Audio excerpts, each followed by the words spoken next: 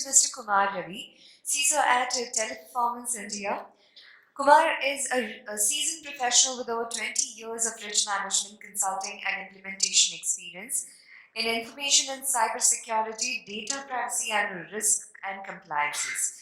He is responsible for leading 𝗘𝗱𝗶𝗰𝘁𝗶 information security and cybersecurity strategy and business continuity management program.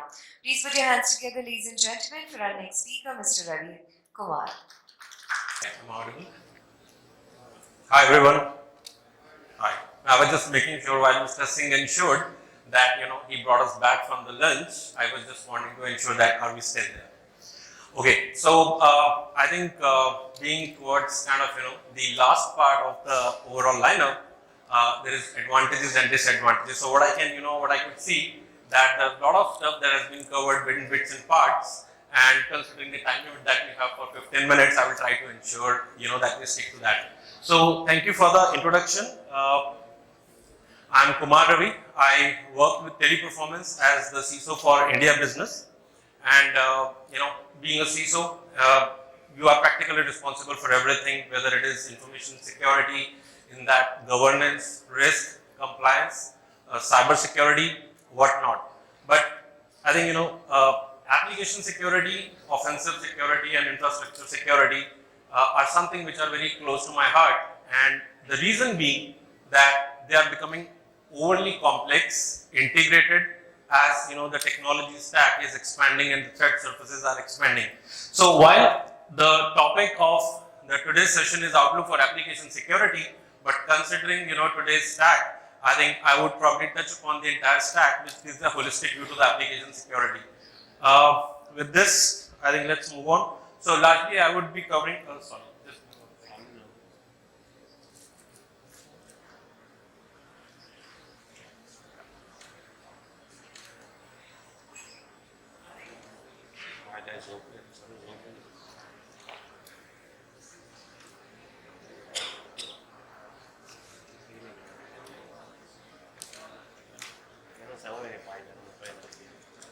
All right. So I think the first slide would talk about that how the technology landscape has changed. Not only in per se application security or application development, but the underlying, I would say, infrastructure or the hosting environment. So these are the various dimensions. I'll start with development delivery framework. We used to have waterfall, a very simple but little rigid. We moved on to agile, giving us a lot of flexibility. So I think you can have multiple sprints, multiple people can code, and you can just kind of faster your development life cycle, and it makes it very flexible. As the name says, agile. Maybe that was not sufficient enough, which takes care of only probably the development part. But what about the operations, which means how faster you can deploy, how faster you can deliver it to the production environment. So that's where the DevOps came in. Application execution platform. We used to have browser-based applications run on PC, or there were like FAT applications. We moved to the mobile applications, and I think smart devices. That's basically become now the new frontier that we need to safeguard. Moving on to application architecture, I think we already covered. Somebody covered that we used to have very data center centric single system, maybe an array for load balancing, but monolithic and unified applications. We soon moved to the distributed and overly complex architecture of microservices and APIs, and it's not only within the organization or within your application system. It's like maybe even if you go for any kind of a SaaS service, it's integrated with an API. So APIs are the new frontier, and we will see more in details. We used to have server-based applications. We moved to cloud-enabled, and then now to cloud-native applications. So another animal, to take care of. Underlying hardening, hosting layer. We used to have, obviously, we used to have physical servers. We moved on to VMs, and now further to containers. And lastly, we used to have on-prem data centers in the castle and moat approach, but then we moved to cloud, to multi-cloud, and then it had all the flavors of IaaS, PaaS, SaaS, and we all know that. So I think what I have just covered is how the landscape has transformed. And now let's look at what are the risks and how the risks have expanded along with that. So with the first one, what happened really in the first layer? The development and deployment cycle became really fast. The codes are being written maybe multiple times in a day. The releases could be expected maybe within a week, every release has to come. So maybe a bigger challenge for security teams to ensure how to kind of secure the applications, because it could be as less as a one day the production release cycle. In case of peak season, we have seen in the festive seasons the applications just change. Second, mobile applications, we already saw when these mobile applications came, they were also kind of soon the targets of the adversaries, and we had OWASP top 10 specifically carved out for mobile applications as well. So that was another frontier that we had. APIs. Okay, before I do that, how many of us know that when actually the APIs came into the world? We know of late they have been very popular. Anyone, any guess? Okay. So 2000 was the time approximately when the APIs were kind of really used, but maybe they were not that popular. The popularity gained only around the time frame of 2012. Obviously, I did some research around it. But when you talk about the breaches, I think in the last 3, 4, 5 years, you would see a lot of breaches have come, and this has actually become the new frontier for that. In the last, I would say 4, 5 years, there are hundreds and thousands of API breaches that have happened, and resulting in millions and billions of data records, and this includes even the big names as well across the globe who have been the victim of the API breaches. And as per one of the surveys, 40% of the organizations that were surveyed were attacked or breached because of the API security. So it is definitely one area that we need to look into, because it's not only within your kind of environment that you have to take care of. In the I would say hyper-connected network, in the microservices, in the SaaS architecture, you might be integrating it with the third-party APIs as well. So definitely it is a frontier to check onto. Open source code. Any idea again? In your organization or including my organization, how many of the applications that we build would be probably using the source code, which is open source code? Okay, as per the statistics, 90% of the applications, proprietary applications, use the open source code. And there are two dimensions of the risk that come along with that, which is vulnerability exposure, because it's not your source code. You never know what's coming with that. So there has to be a discipline around the usage of open source code. While vulnerabilities and risk is one part of it, the other part of this is the licensing or IP violation of the person, where you are getting it from. Not sure if you remember, there was a great case study, or there was a great lawsuit that was filed against Cisco way back probably in 2009. And Cisco lost it because they used an open source software which was protected by the copy left law. So there is a copyright and there is copy left, which means if you use any open source which is covered under GPL, and if you use it for a commercial purpose, which means you build a new software out of or making use of it and then redistribute it, then that final new product also has to be made open source, and then it has to be kind of given. So Cisco actually lost that case. So what I'm trying to say here is, while we might be in charge of application security or maybe application development, this is a very important area that we should have a strict governance around the use of open source. And believe me, developers just love using it. Obviously, for the same reasons, it's cut down your time and efforts to develop an application. And there are very good functionalities that you get. So always, so there are good practices around it. We will see it in the next slide.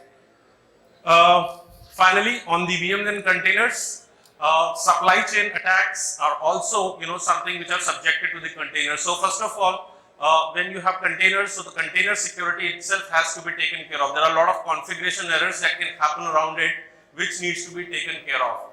Then if you have got an orchestration layer which is managing your Dockers and container images, you have to make sure that you are ensuring good protection towards the authentication, authorization of those Docker images, like who can spin up a Docker image, where it can go, and what are the rights in that. So these are the things, these are the new dimensions. When you set up an application in a Docker environment, not only you have to take care of application security per se, but you also have to make sure that the underlying environment where you're hosting it, which is now integrated in the form of a Docker or a container, it has to be protected as well.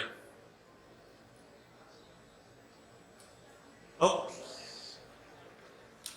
sorry. Finally, cloud infrastructure.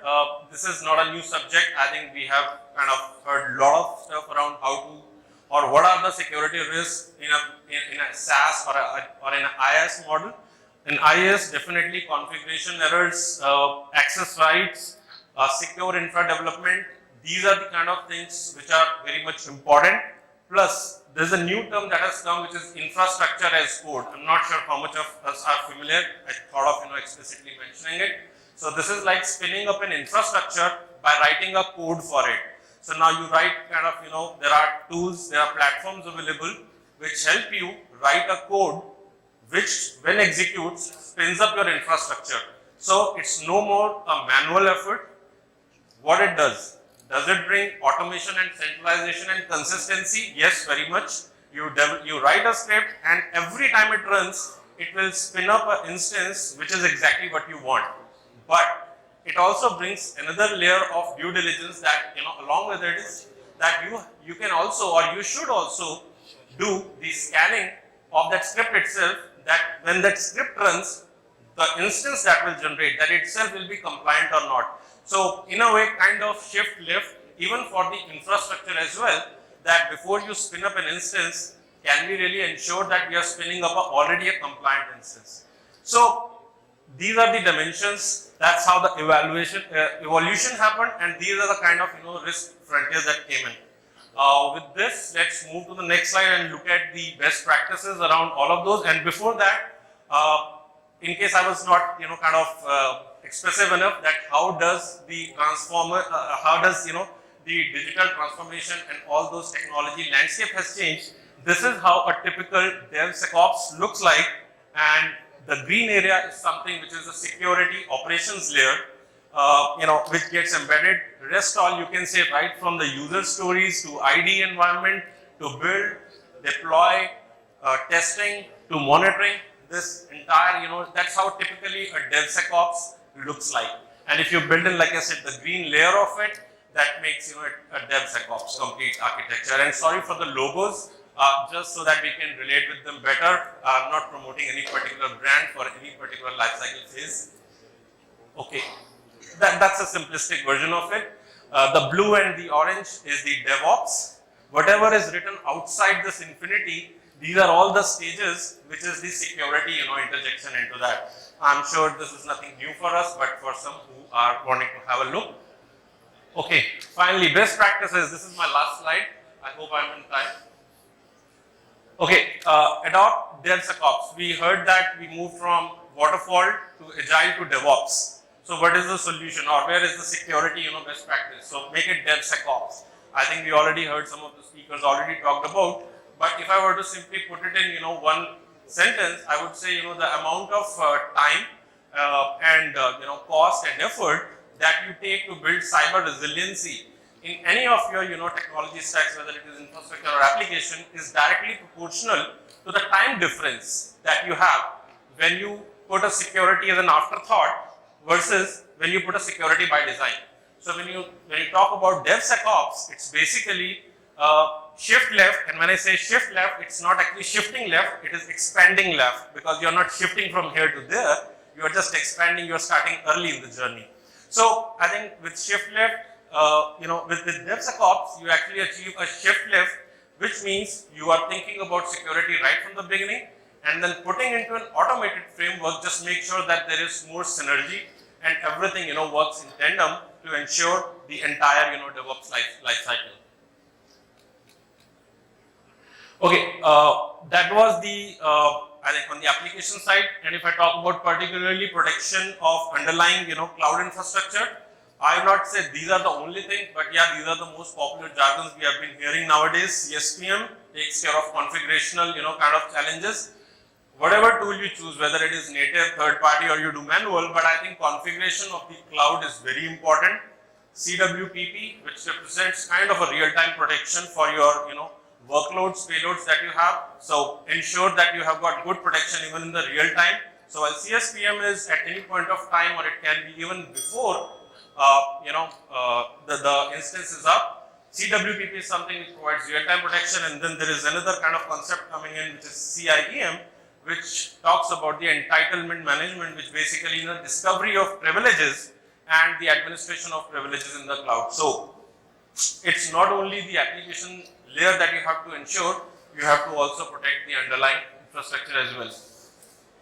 This we already talked about, that we have to centralize, automate, standardize the cloud infrastructure deployment, and infrastructure as a cloud, as we saw, is one answer to that, or maybe it's the latest trend.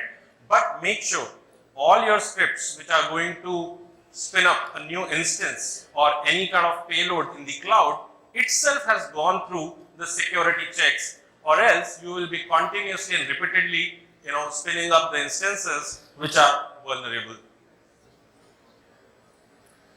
Okay, next one is ensuring modern app stack, which is container and serverless security. I think we already understood why they're important, but I think common fallouts with the container securities are that you need to first of all ensure that you have got good container images. So if you're using any third-party container images, make sure you're getting it from a right source. Then you scan it thoroughly. And if you have any kind of repository where you keep it, make sure it is properly access controlled. People just don't have any access to make modifications to the container images, because these are going to be repeatedly used. So these are the certain protections that you need to make sure for your serverless and the container security. We already talked about the open source software. So any commercial use of the open source software is something there has to be a strict governance around it. We should very carefully read the GPL or the licensing which is attached to it.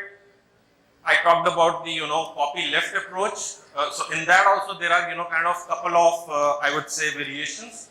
It could be very restrictive, which was probably the case of Cisco that I was talking about. There could be certain more which are less restrictive. And by the way, this applies only if you are redistributed. So what I mean to say, if you use an open source from somewhere and you use it and tweak it to make your own website, which you are not further, selling it to someone, but you are using it for commercial purpose, then it is not a violation because you are using it. It only applies only if you package it and then try to sell it again. So I think little bit of nitty-gritties. I know in India probably still it is not too much of a sensitive area as of now, but I think this is something we should always keep in mind. API security, again we talked about, there are 3-4 major challenges that comes with API security, like web security and mobile security. So authentication, authorizations are the areas that should be particularly taken care of. Any information overflow is something which is a problem with API, and the most important one is the discoverability and visibility. It happened with web applications as well, but I think with APIs, because they do not even have an interface, you don't know how many APIs you are using or your developer has made, you have no clue of it. So there are platforms, there are tools available that help you with the API discoverability, which might kind of limit the exposure that you have for your organization. And finally, an integrated vulnerability management approach, platform, and threat intelligence.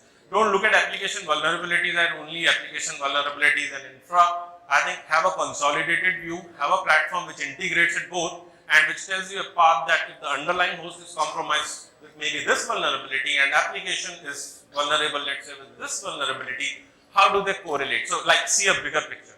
So that's it. Thank you so much.